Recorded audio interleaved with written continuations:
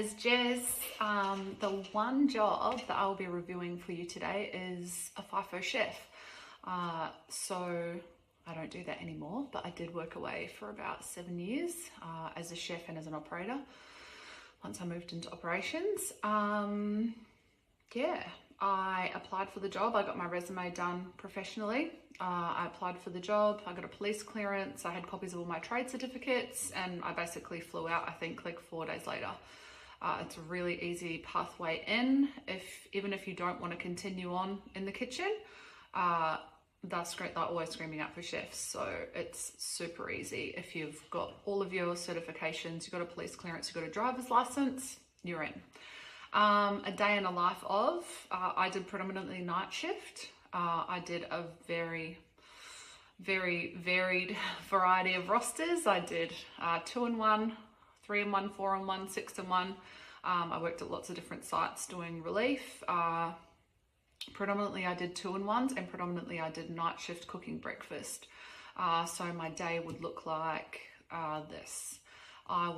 We did 9 p.m. until 9 a.m. So a little bit different than if you're working actually on the site. We would get up about 5-6 p.m, have a shower, get ready for work, usually head down to the mess about 8:30, have dinner or breakfast, whatever. We would have our pre-start at 8:45. Everyone would do a breath test. They'd do random drug tests every now and then. Everyone would chat about anything they had to do for the day or any issues that had come up on the day shift. They would kind of do a handover with us, and then you would start your shift. Depending on what section you're in, because the camps that I were in predominantly were large, so like 1,000 to 2,000 man camps. You were in a section each. You might go to a smaller camp where you're doing everything. It just really depends where you go. Where I was, we had sections. I always did breakfast and ran the bain-maries and stuff at the front, the servery and stuff and the mess. I did all of that. So basically you would start off like opening 1 million tins of beans and poaching like thousands of eggs and scrambling eggs and doing all of that stuff, but it's in such bulk.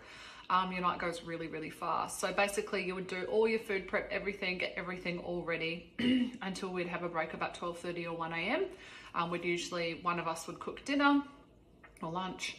We'd all sit down, eat with the utilities. Everyone would hang out. Like, you might go for a walk. Sometimes I would go to the gym on my break, depending on what was happening.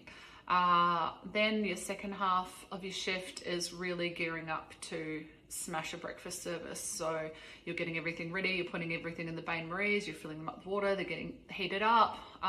Then your service starts about 5:30 a.m, the doors open, and you just get smashed until about 8 o'clock. And then you pack up, get it all packed down, clean the kitchen down, and then you do a handover to the day shift staff. It's awesome fun. You work with some awesome people. Yeah, it's great fun. It's not fine dining by any means. You have to be quite innovative, because a lot of the time you don't get a lot of fresh fruit and veg. So a lot of the time stuff won't turn up on the truck, or things will turn up that you didn't order, and you have to be quite innovative with your menus and your menu planning going forward for the week sometimes, especially during COVID.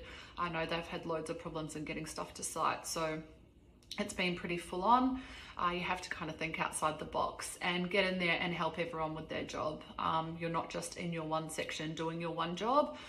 You do have people that are like that, and they're the difficult people to work with, and they usually don't stay around for long because no one wants to work with them. I didn't really have any difficulties working on site. I loved working away. I loved being FIFO. Went to a few shitty camps. The food, the chefs weren't great, and the rooms weren't amazing, but overall, awesome experience. Great pathway in. I did that for 5 years. Once I left doing like FIFO, I did a drive-in, drive-out role at Boddington at the gold mine. I worked as a chef there for a few months, and then I worked as a Peggy and an operator. I was driving trucks, rollers, diggers, excavators, all sorts of stuff. I did that for almost 2 years, and then I left mining to come back to Perth because of family commitments. So definitely an awesome way in if you've worked in hospo, any type of hospo, waitressing, barista, anything like cafes, restaurants, if you're a chef, kitchen hand, awesome way into the industry, even if that's not what you want to do long term. Easiest way to get your foot in the door, and awesome fun. I've met some of my best friends when I first moved here in 2007, who are still my best mates now. So definitely get in and give it a crack. It's so much fun, especially doing relief. You get to go to different places all the time, meet different people. It's awesome. Highly recommend. Had the time of my life working away, and made some awesome friends, had some great experiences, and definitely is a pathway in if you are looking to go more into the operations side of things. So yeah, that's it. That's my one job.